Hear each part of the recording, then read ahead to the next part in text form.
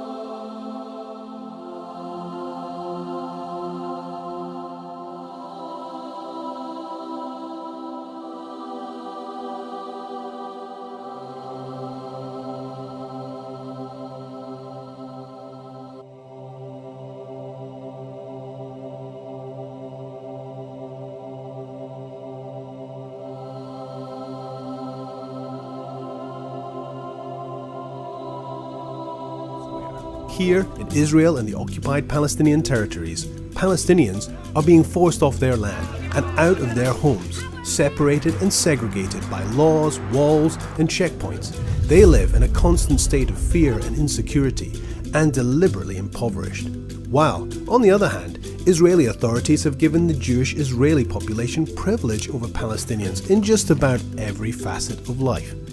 One way to understand this segregation and oppression is to look at the ID system.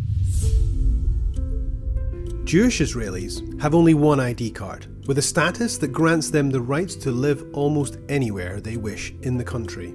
They can move freely with access to healthcare and vast resources. Palestinians, on the other hand, have 4 types of ID cards, if any at all. The kind of ID card you are given determines the level of rights you can enjoy and controls where you can go and what you can do. If you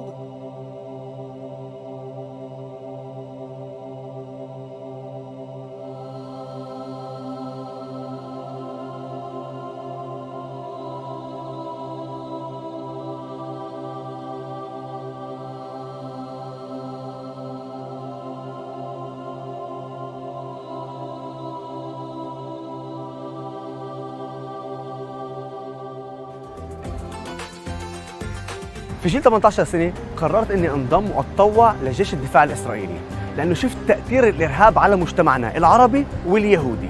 مثلا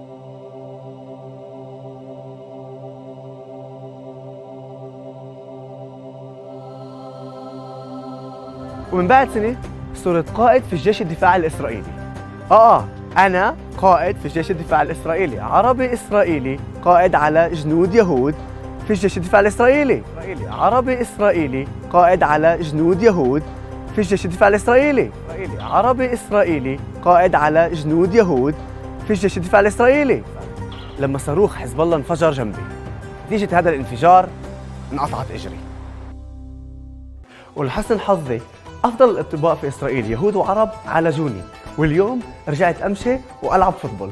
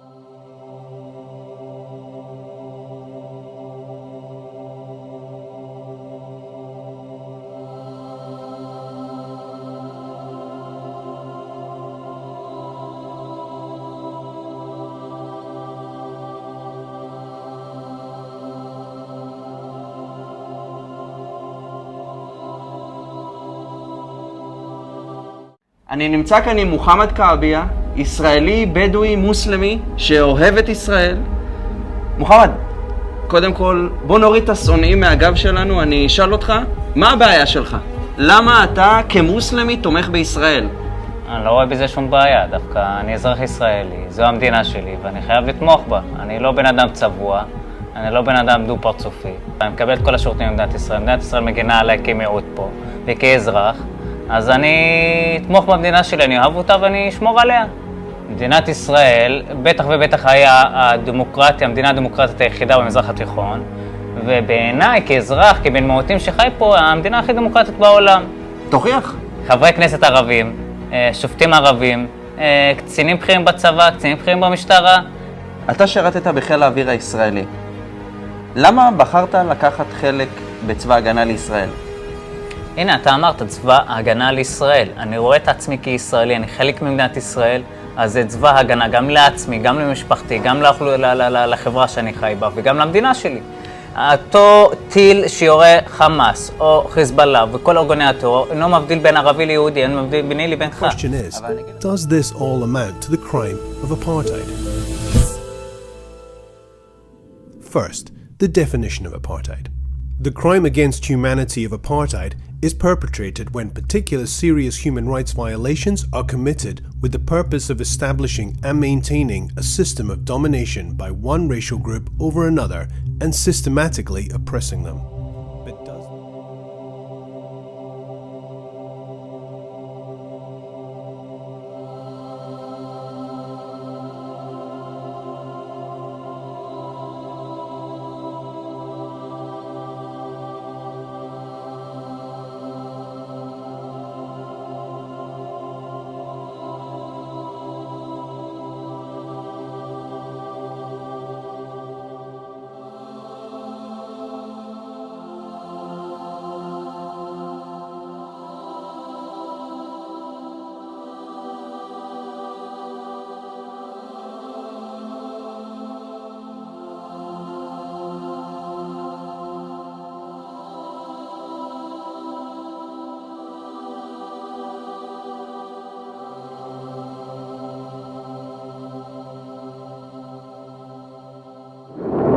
In return, hundreds of rockets fired by Palestinian Hamas militants streaked out toward Israel. سنضربهم في قلبهم وننتزع الكبد والطحال منهم بإذن الله تبارك وتعالى. Residents scrambled for shelter. رسالة لكل أم فلسطينية أن تحث أبنائها على الجهاد. Hundreds gathered to pay their final respects to 25-year-old Yehuda Dementman. He and two friends were leaving Khomesh last night when their vehicle came under fire by Palestinian terrorists. إذا كان الموت حق فعار علينا إلا أن نموت شهداء. نعم.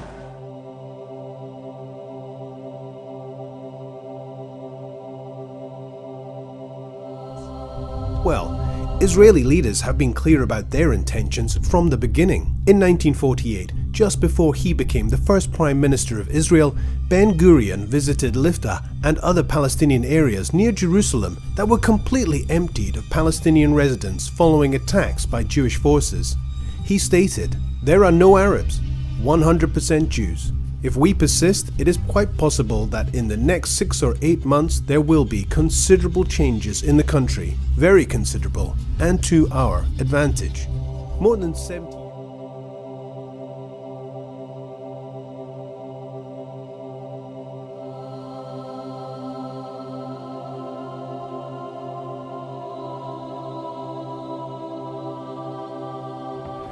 Directly after the United Nations decision to partition Palestine, the euphoric dream of Jewish statehood in the land of Israel was punctured by the harsh reality of gunfire.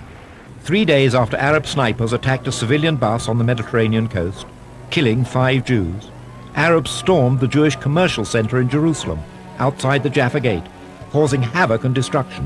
In Jerusalem, the battle was also developing. On the 22nd of February, there was a major explosion on Ben Yehuda Street. 47 Jews were killed, 130 were wounded.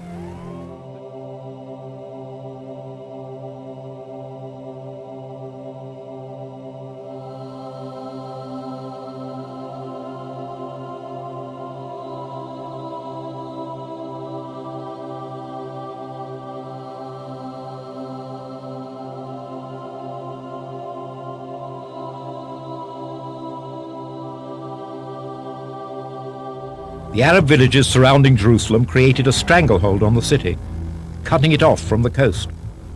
The Arabs would harass and attack convoys, causing casualties and death. On that hill, that one with the beautiful fir tree, the Arabs waited there, and they'd inform the Arab villages around here that we were coming. There was the village Beit Mahsur, Saris, and other Arab villages. They'd wait over there, inform all the other villages, and then they'd be waiting for us on the road. They'd come down to the road itself, firing at our tires. Simply, it became face-to-face battle. They got that close to our convoys.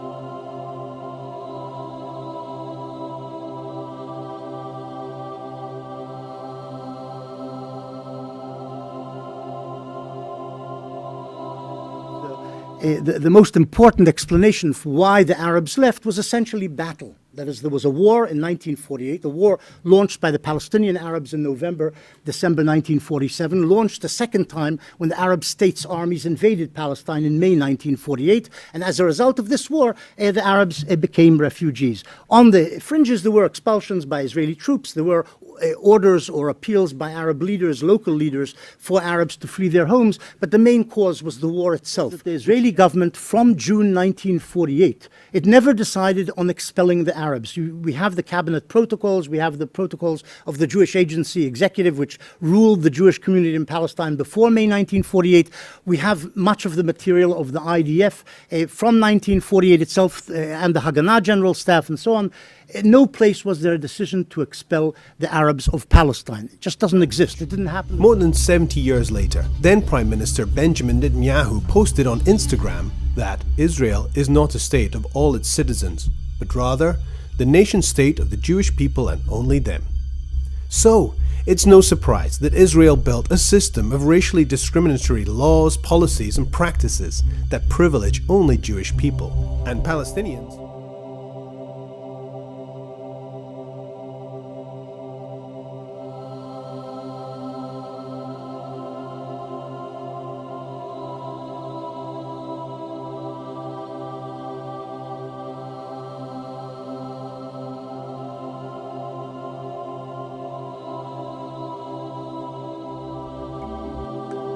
Before Israel was established in 1948, Palestinians comprised most of the population, around 70%, and owned the vast majority of private land, about 90%, in what was British Mandate Palestine. Jews, many of whom had emigrated from Europe, comprised around 30% of the population, and they and Jewish institutions owned about 6.5% of the land.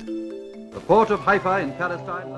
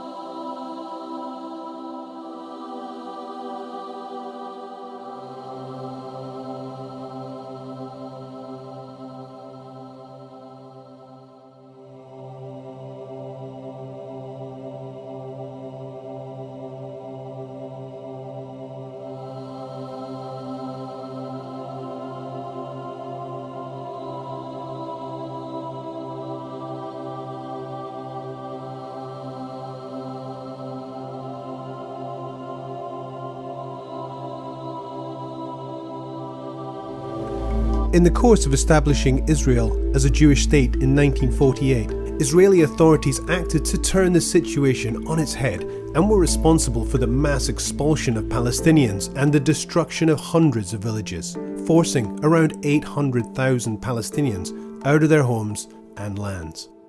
2000s. No place was there a decision to expel the Arabs of Palestine. It just doesn't exist. It didn't happen. There was no such. It's worth noting, maybe at the outset, which is not normally said about the refugee problem, that in fact the 48 war created 3 refugee problems, not 1 but 3. One was the creation of Israeli refugees. 70,000 Jews were displaced in the course of the 48 war from their homes. 70,000 you might think is a small number, was actually 10% of the Jewish community in Palestine at that time. The second refugee problem, which is the one I'm going to talk about here, is the creation of the Palestinian refugee problem. But the 48 war created also a third refugee problem, not in 48 itself, but in between 1948 and 1964, and that was the displacement to refugeedom, in fact, of the Jewish communities in the Arab lands.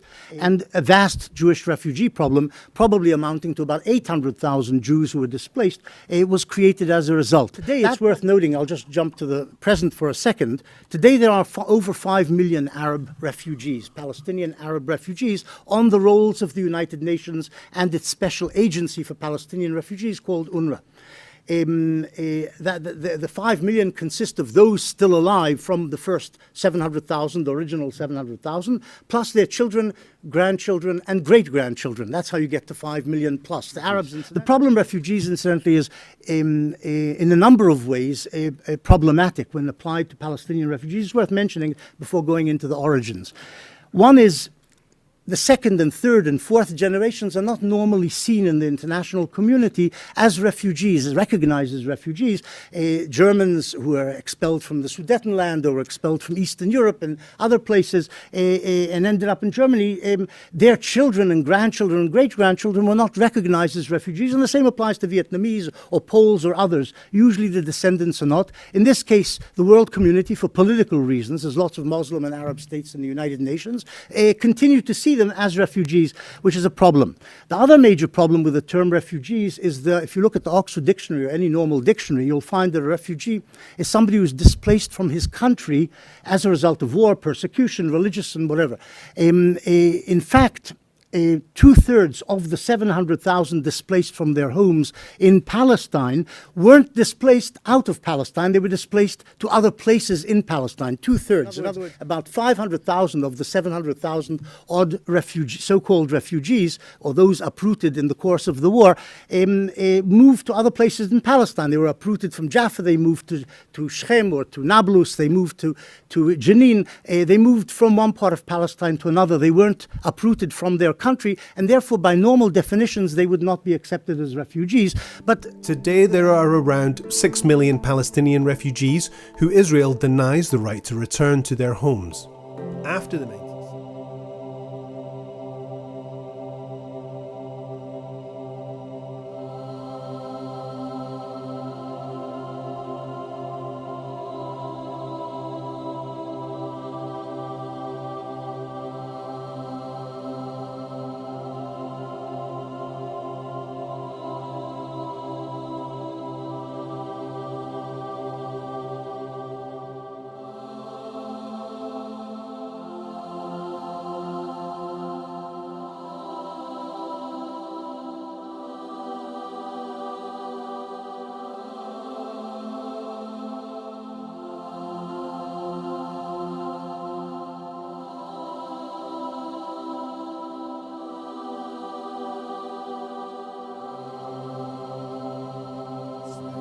Together, we need to speak out on behalf of Palestinians. We need to speak about the human rights violations that they are suffering. We need to talk about the apartheid, the system of apartheid to which they are subjected. Because by campaigning together, putting pressure on the Israeli state, we can have this system of apartheid dismantled.